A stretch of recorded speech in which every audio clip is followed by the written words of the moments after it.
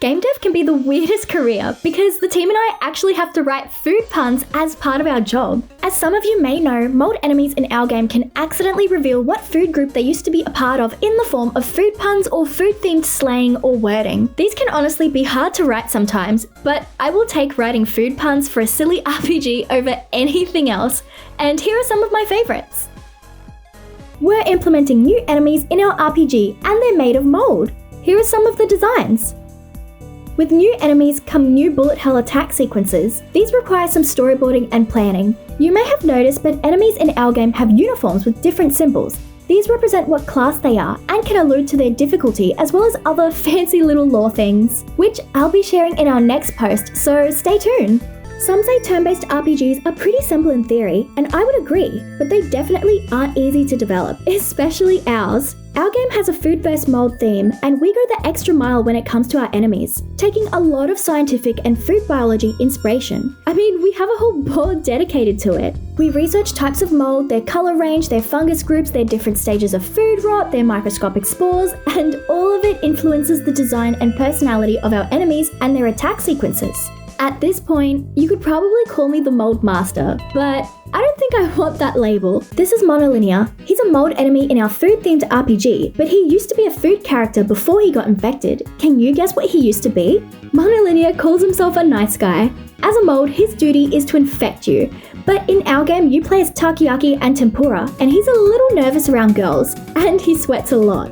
Depending on what actions you take, you might find out how to cure him and reverse his infection, at the expense of cringing at some really bad pickup lines. But give him a break, he's doing his best. Do something he doesn't like though, and you can say goodbye to Mr. Nice Guy. My programmer turned this MS Paint doodle into this. My game designer and I have been busy making enemy attack concepts for our bullet hell gameplay, but then my programmer felt a little left out, and he made an idea of his own. These attacks would be rhythmic, which I really wanted for one of our enemies, so I made the assets for it, and he programmed the attack sequence. The funny thing is, this attack ended up having quite a lot of bugs, game-breaking ones too.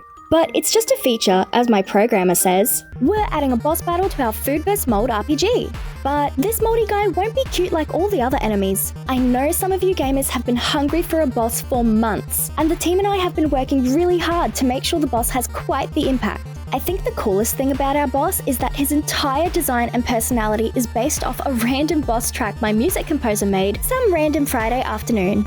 We added a secret menu to our game that only we know how to access, and it tells us what you gamers got up to that played our demos at PAX. Here's what we found out. 161 of you guys played Foodomina at PAX, and to our surprise, more of you played and finished the story mode than the battle mode. You guys really liked the story more than we thought. 66 of you stunned Zygo, but 18 of you killed him. There were 46 pacifist runs in story mode and 6 genocide runs. Weirdly enough, there were no genocide runs in battle mode. 0 gamers died in story mode, but 66 died in battle mode, and 80% of those were from the boss alone. Only 22 players beat the boss. In total, takoyaki and tempura ended up killing 15,000 mold spores in battle. These girls must be tired, but don't worry, they also ate 283 snacks in combat too. A little while ago, we asked you which custom bullets in our RPG's turn-based combat you would use, but we have an issue. We've been testing all the bullets for a couple of months, and for the most part, players are pretty split between which is their favourite, and that's a good thing, except the triple bullets. They are the least popular and used, so we want to know, what do you think we can do to give them a little more pizzazz? More damage, larger radius, faster shoot rate? We don't want them to be overpowered, but they deserve a fair chance like the others. We added emotes to our game to take our battle system from this to this.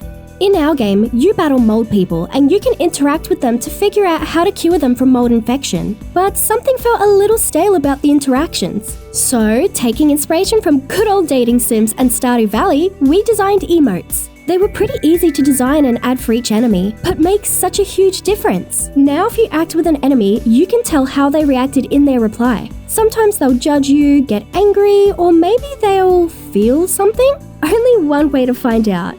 This is how I animate mold enemy sprites in our food-themed RPG with turn-based combat. Part 1. First, it starts with sketching out the battle pose I want for them. Then I transfer the sketch into Sprite, the pixel program I use for game assets, and I start drawing and rendering the body parts. I have to make sure I draw the full body part, and not just what's visible. That way, there's space to animate. Once I'm done, I spread all the assets into a sheet with a full body reference. This can look really goofy sometimes, but stay tuned for part 2 in Engine. This is how I animate mold enemy sprites in our food-themed RPG with turn-based combat. Part 2. Now that the character is drawn, we move to our game engine. First, all the parts need to be built. I use the full body reference to paste all the individual parts over accurately. Once the enemy is built, I customize some of their pivots. For example, the arms and legs should rotate at the base, not from the center. Same goes for the hair at the root of the head. Now for the most rewarding part, animating. All the body parts are animated on a 2-second loop. I use both animation curves and keyframes. Here's the result.